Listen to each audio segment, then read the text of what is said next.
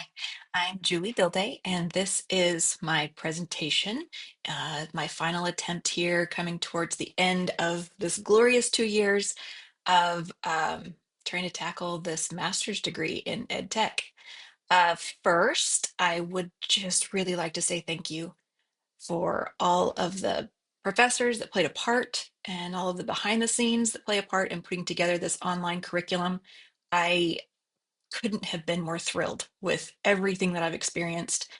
I think one of the biggest things I learned was by seeing it done, by being able to see the classes, the class structures, the way um, you professors put together your entire modules, the interactions, the thoughtfulness behind the connections, and even the parts I didn't notice were happening until we got deeper into it. And then I said, oh, that was purposeful. That was actually put in there for a reason. And I would love to be able to mimic that going forward. So all that said, thank you. Thank you for every part you've played in this for us. This degree, I wanted to tackle this decades ago, and it just was never the right time. I know my story is not unique, it's not original, but this is I don't know. This is my reflection. I came at it late. I've been in the professional field. I taught for a decade and then moved into writing and editing math curriculum for home for the last 15 years. Had to think about that. Got to date it by how old the kids are. Uh, and I think that now we wouldn't have done it decades ago. One of those, and I wouldn't encourage anyone else. I would actually encourage people to wait for their master's degree, because going through this with the perspective of seeing some of the hypotheticals in play, actually being in the classroom, seeing how students responded or didn't respond through trial and error, a lot of it was just teacher intuition, I guess, putting into play and being able to now apply the different theories and say, oh, that was actually happening because of this sort of thing. Or instead of me just trying to make a just general hypothesis, now I was able to ground it when we started talking about cognitive overload and we started talking about expectancy value theorem. I said, "Oh my God, I've seen that. I've seen my kids actually working that, and I have worked my entire career to try to make these pieces fall in place that they would have the success, that they would expect themselves to do well, and that they would value what it was that they were learning." I'm sure every math teacher loves or hates the question, when am I ever going to use this?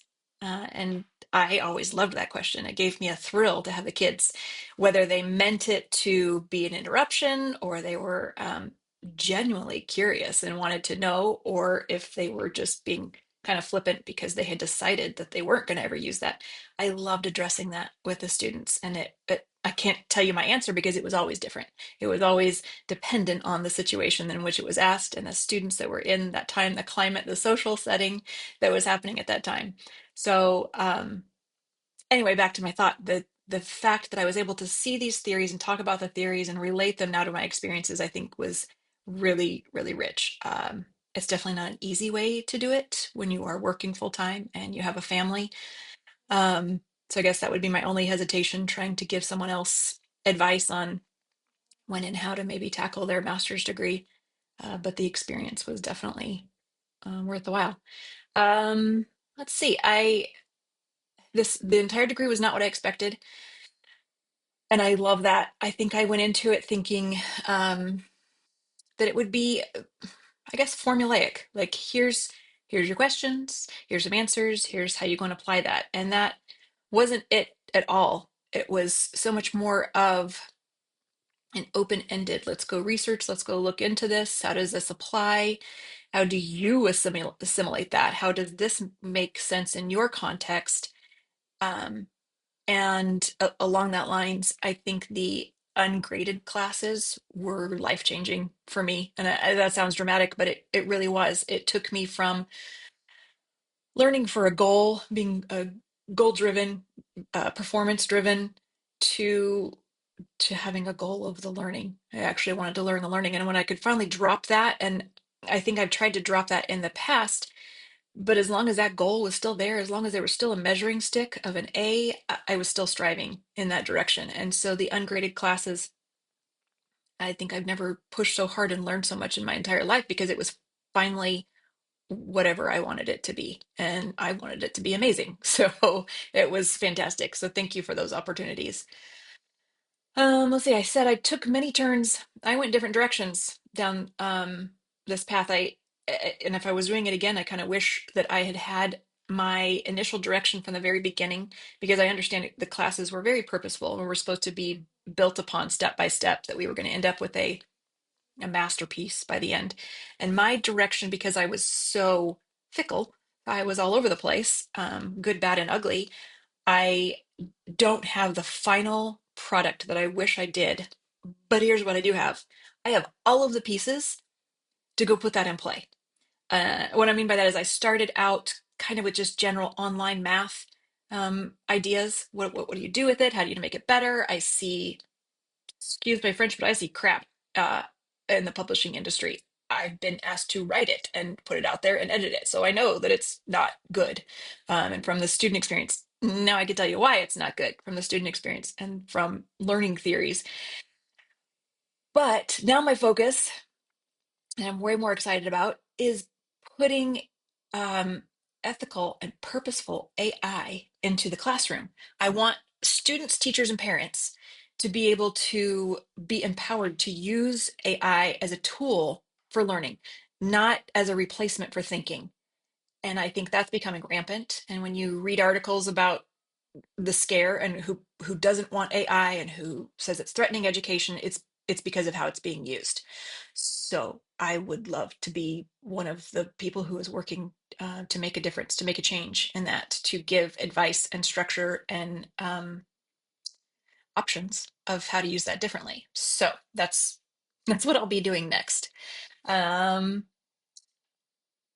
yeah, I've got so many notes here about what to go over. I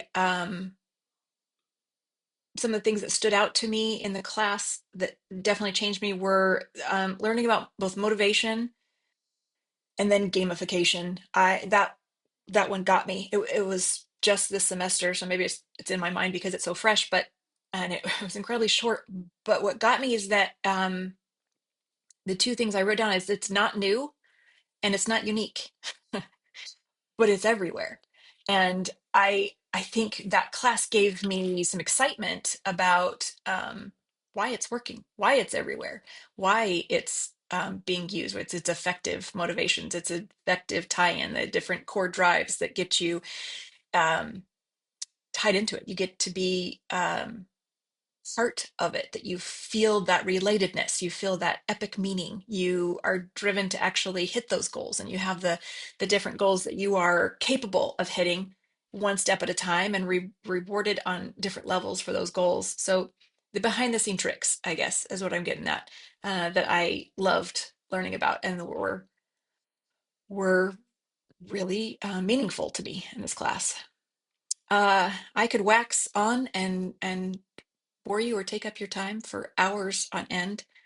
Please let me know if there's anything else that we have questions, or if there's any other chats, personal or otherwise, or video conferences or emails that you need from me and would like to hear from me. I would love to hear from any of you. So thank you.